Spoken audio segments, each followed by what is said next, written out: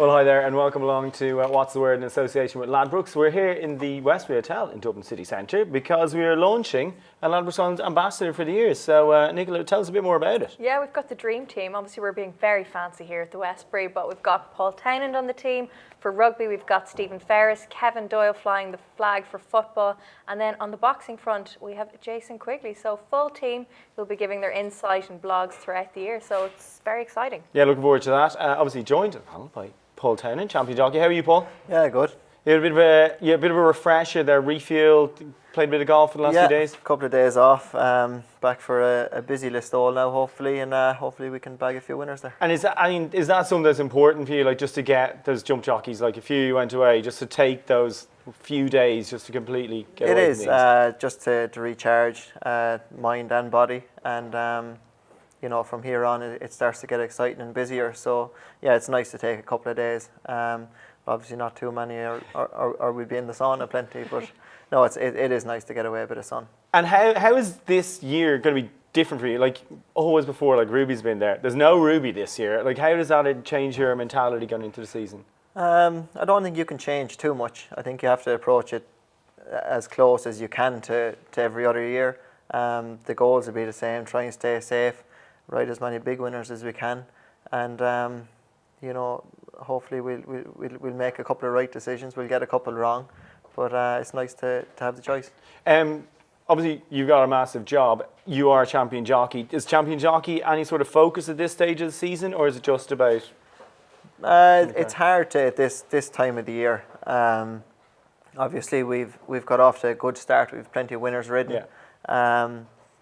But I suppose it's as the season goes on that you kind of have to sit down then and think, right, is it reasonable to have a good crack at it or not?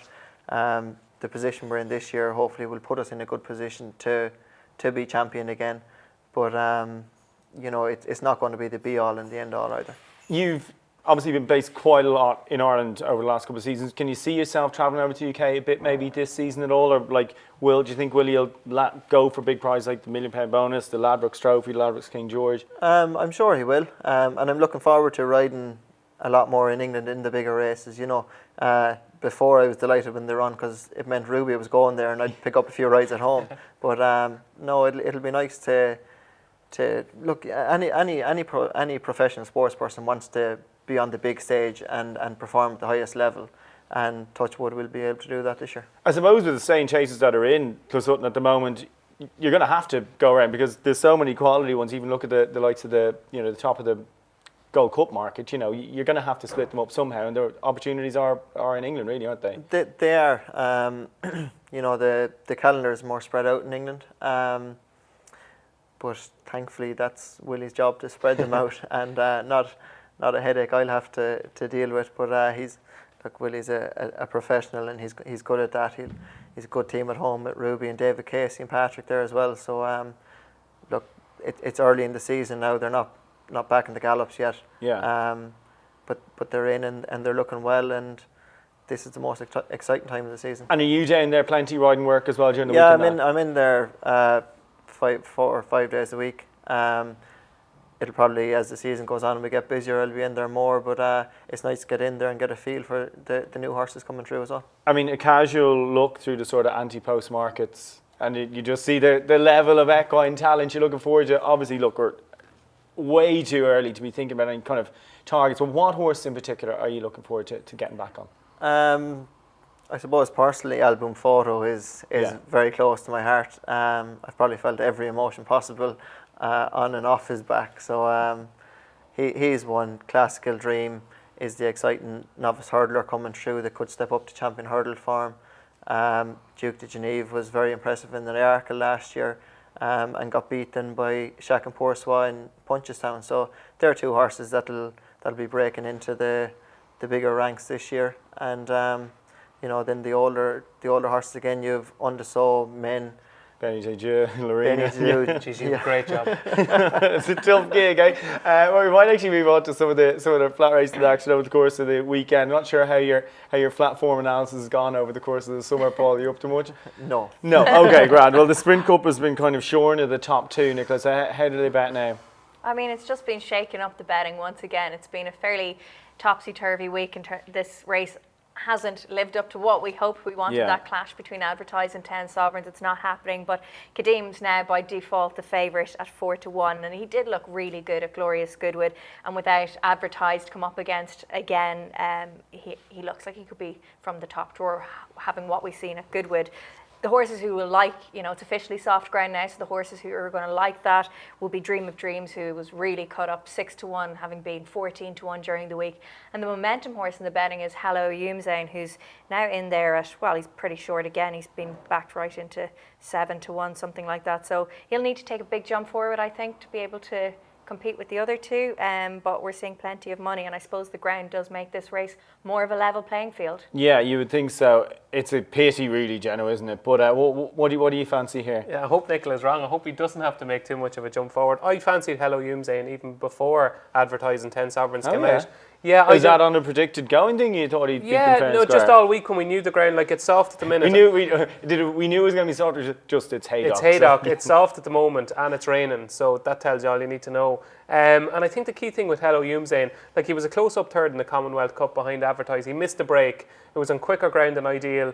Kevin Ryan said to himself, right, we're going to put him away for the next 2 months and aim him at an autumn campaign. And he's arriving here over the same course and distance. He won the Sandy Lane. He beat Calix, who was the Commonwealth Cup favourite, albeit Calix wasn't on a going day that day.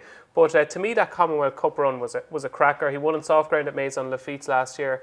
And obviously 3-year-olds a good record in the race as well. Yeah, they've won 5 of the last 6 3-year-olds have. So I just think on that ground, at a track like Haydock, given that he's been trained for the race while the rest of them have been running most of the season, to me, I still think 7-1 is a big price. I'd have him closer to about 4s. Yeah, that's fair enough. I'd probably throw up maybe So Perfect as potential each way. Not just nice run last time out. But one thing just for viewers, if you fancy Fairyland, I did the preview for this race, so I spoke to Aidan O'Brien maybe a half an hour ago. Yeah. And he said that Fairyland banged her head in the stalls in the Nunthorpe, and her face was all swelled. And he reckons that was why she ran so poorly. She only beat one home that day. And Ryan Moore is going to switch to Fairyland instead of 10 Sovereigns. So if you are a Fairyland fan, don't give up the hope. Good stuff, yeah. 14-1. Mm-hmm. Yeah, I'd say she's shortened a fair bit more in the last. Just looking across the. No, I just checked them. Literally the last minute. Cool. 14-1. Good stuff. There you go. Right, because we don't like her, obviously. Yeah, absolutely. Same thing's happened to Minding against Jet Setting. Remember that? I do, yeah. When Aidan was showing you the pictures of a bloody nose in the press preview afterwards. Right, let's look ahead to Kempton then. September Stakes on Saturday. It's been won by some cracking horses in the past. Nicola, how do you bet for this? Yeah, best solution. 3-time Group 1 winner comes here after coming 8th in the Melbourne Cup. Looked very good there, and this is the optimum trip, and I just think the quotes from the yard have been very bullish, so best solution will be one of my bets this weekend at 2-1. John Goslin's last 2 runners, he doesn't have runners in this race that often, but the last 2 he's had have won it, so interestingly enough he's got Royal Line in here at 9-2, second favourite, who won the November handicap at Doncaster, then looked very good on his reappearance in July at Sandown, but yeah, it looks like there's more to come from him. Given his pedigree, I think that there'll be no problem making his debut on this surface either, but I'm still very much with the favourite best solution. Yeah, you with Best Solution? No, if you remember correctly, I'm sure you do. I was spouting about Royal Line all year for the Ebor, and told everybody in the office to back Group horse and handicap. All my family and friends, all for the whole month of August, get on Royal Line for the Ebor. Unfortunately, the ground came up too quick and he didn't run. I think he's almost Group 1 class stayer potentially. Okay. He's lightly raced. He's well bred.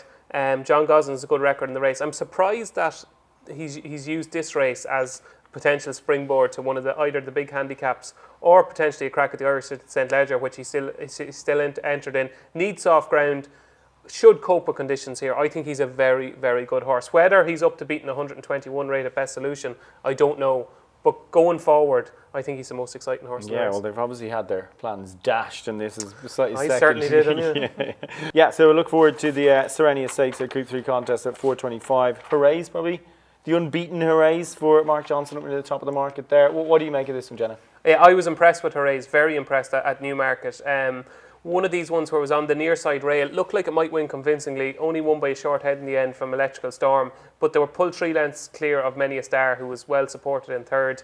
Drawn and stalled 7, which is obviously not ideal, but just looked a potential star. There's another horse in here that I thought would run well is Sun Power. Now, Jack Mitchell takes the ride for Richard Hannon, only rated 102, so it's a little bit defined, but a tough, consistent 2-year-old that's ran well, been to plenty of dances and ran well at them all. So Sun Power, I thought each way maybe. Good stuff. Any other selections throughout Saturday? Take out your, Yes. you know, your Father Ted style Golden Cleric speech here. Yeah, I have a few. 150 at Haydock. I like Calculation, who's won his last 3. He's up to a mark of 91, but he's unbeaten in a visor.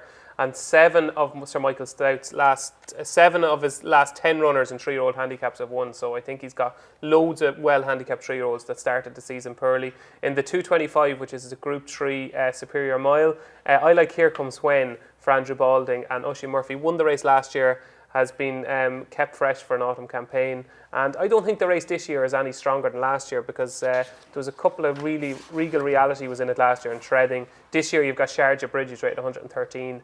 I think Here Comes When is going to be hard to beat in that. And in the 335, this is my strongest fancy of the day. Strongest fancy of the day? I like Blakeney Point for Roger Charlton and James Doyle. Has won 7 times.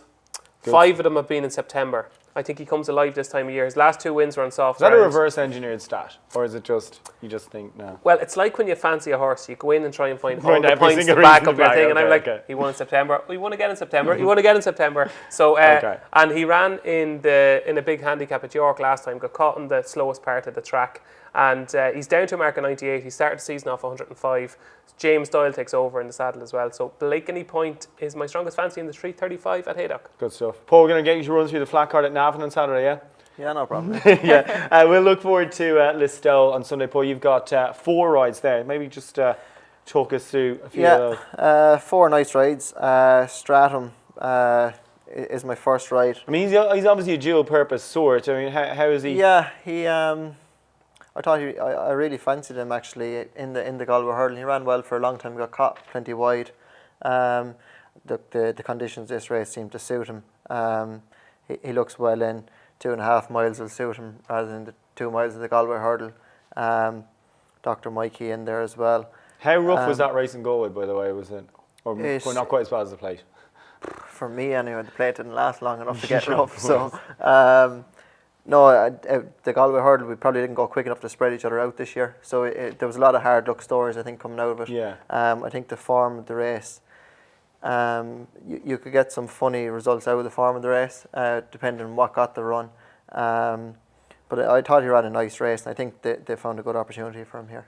Good stuff. Yeah, you're on Wicklow Brave as well. I mean, what a horse! I mean, it's just unbelievable. Huge. He's the horse of a lifetime, I suppose, for the Nick Peacock that owns him. He's an exciting horse. This is probably going to be his toughest assignment. Over fences, but he seems to have taken to chasing real well. I was like, for a horse that has, won a classic, won at Cheltenham over hurdles and been so late to the chasing game, he looked like an absolute natural Galway. He so far anyway, touch wood, we won't the mockers on him, but yeah, he enjoys jumping fences. And he was probably gone a bit careless over hurdles. Yeah. Taking a chance or two that he didn't need to, but so far over fences he's been a natural, and since the first day he jumped a fence at home, he was good at it. So was that a bit of a surprise? Like, obviously he's just so classy. You just think like a lot of it is the ability. Like, yeah. he's able to do things in his comfort zone, which gives him time to figure it out. Yeah. And he ran at such a high level on the flat and over hurdles that it wasn't a huge surprise that he took to chasing so well. But yeah, look at his CV. It's incredible. What do you reckon his chance against these guys? I hope he's the one to beat in the race again. He has to take on Dinons here, Jan Matt. I'd be hoping that we can get into a good rhythm. He's probably going to be one of my most fancied rides of the week below there, I think. And hopefully he can get the week off to a good start. Zola is another one moving into a maiden hurdle. Obviously did nice in bumpers. Yeah, won a bumper last day, steps up to 3 miles here. We were actually impressed with her in Sligo, and she probably surprised us a little bit there as well. Her schooling's been nice at home. As I say, the 3 miles won't be any problem to her. And it'll give her a chance to get into a rhythm as well as a novice. Her first run over hurdles it'll slow everything down, and she'll be hopefully. Yeah, I was able going to to say take the it 3 in her miles, I comfort zone, suppose, it's not too many of them sort of come up at this time of the year, do they? 3 miles. Not really, no. But they found one here, and it's amazing what you can find when you go looking. yeah, absolutely. Jenny, you were saying you fancy one of Paul's as well? Yeah, like, to be honest, I think Paul's first 3 will be odds on. I think Wicklow Brave, you know, Stratham and Zola. I thought Wicklow Brave looked brilliant at Galway, and he's just remarkable. Like, I probably doesn't get the coverage and the credit he deserves. Like, to win a classic on the flat, to almost win again at Cheltenham this year, to win a county hurdle, and now to be jumping fences and be a complete natural. He's just the most bizarre horse you could ever find, and a brilliant one. I think Stratham is going to be long odds on. I think Zola will probably be odds on, and the one that probably will be a bit of a bigger price that I actually think will win as well, so I think he might have a 4-timer, is Ask Susan in the 440, that Kerry Group handicap chase. I still think she's well handicapped over fence. She's off 125. I thought she ran a cracker at Galway. Just found Great Trango too good, but that was a hot handicap hurdle. They were a long way clear. Great White Shark, who had won the Connacht Hotel handicap earlier on in the week. She jumps well as well. She's pretty experienced. I think she's a good buy, and off 125, I think she'll be hard to beat. Hopefully, it's the final leg of a 10 and 4-timer. Yeah, good stuff. Well, what are your thoughts on Ask Susan? Yeah, we obviously have 2 in there. I've chosen to ride Ask Susan. Going back to her last run over fences behind Peregrine Run in Ballinrobe is a good run as well. She's dropping back in trip here, which mightn't be ideal for her, but she's one that we thought that was going to have a good day in her. She hit the crossbar over hurdles the last day. Hopefully she can get in the net. Cabaret Queen, was that with Dan Skelton? It was, yeah. First run bit of for a tear us. away. Yeah, a little bit. But yeah, we'll see. It's our first run for us, and we're still probably figuring it out a bit. Good stuff. On to the big race. You have the betting for the Kerry National, Nicola. And Bulger well represented. He's got the favourite with Move with the Times. He's in there at 4-1, and JP loves to win these races. Comes here in good form, having won at Killarney. Then you've got Manila Bobo. I suppose we'll ask Paul who he is looking to be with, or what's the story in a bit. But 8-1, along with all the answers. Ballyossian heads the weights in there at 10-1. Again, made a nice return at Killarney after a long absence. Good stuff. Well, Paul, your thoughts on the Kerry National? Yeah, likely to ride. I'm not going to nail my colours to the cross. Look just at this, yet. he's like Ruby already. Look at it. I mean, obviously I rode York Hill in the Galway Plate. Didn't go to plan. No, but the following day when he did win, it did, and I think it done him the world of good mentally and everything to get his head back in front. He was actually very well behaved for him the second day as well. Even even though we got pestered by a loose horse a bit. Yeah. But to me, he was Gold Cup level in my book. If he puts it all together, and I think I won't be surprised if he does someday again. Yeah. Going left-handed, it'll suit him. I think he'll carry the weight. Is he one of them that's kind of hard not to ride because you know what he could potentially do? Exactly. He'd be sick if he put it all together. Exactly. Like, yeah. That's exactly it, because you know the ability there. I've been lucky enough to ride him when he's shown that, and I think the second day in Galway has done him the world of good, mentally and everything else. That it's just showed him that he can win again. Yeah. So you'd just be completely torn as well anytime he's entered, don't you? You can just be like, oh, I know he doesn't win very often. Left-handed as well, which will help. Which will help. And you've a running rail most of the way around Listowel, which will help. It's not a big wide open track like your Leopardstown's or that, So yeah. There's only so far left he can go there. He only seems to be when he's jumping. If he's not... What happens when he realises they're just plastic, though? You just go through them. We haven't figured that out. Hopefully he doesn't figure that out. Well, what about you? Do you like one in the...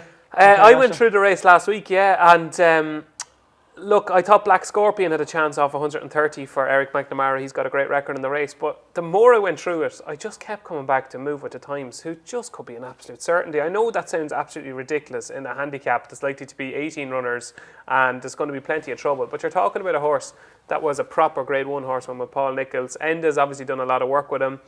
He's a very, very talented horse who's still only 8, got his confidence back at Killarney last time.